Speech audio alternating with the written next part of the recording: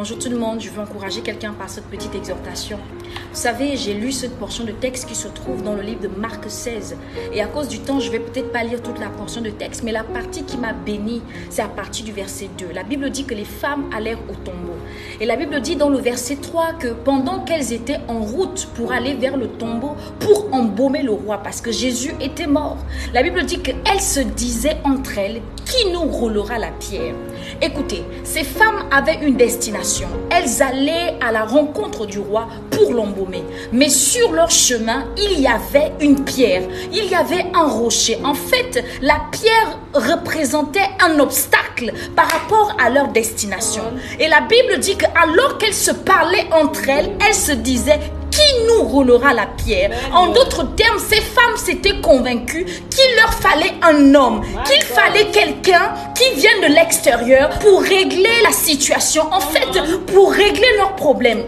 Et la Bible dit que ces femmes se disaient: qui nous roulera la pierre? Un peu comme beaucoup d'entre nous, il y a, alors que nous sommes en marche pour aller vers notre destinée, il y a une pierre sur ton chemin. Il y a un obstacle qui veut t'empêcher d'aller de l'autre côté, my God. Mais j'ai été bénie par la suite du verset. La Bible dit dans le verset 4, et levant les yeux, elle vit que la pierre qui était très grande avait été roulée, my God. Écoutez, je sais que vous et moi, nous avons appris à l'école où est donc ornicar. Ce sont des conjonctions de coordination. Lorsqu'il y a une conjonction de coordination dans une phrase, tout ce qui vient après est annulé.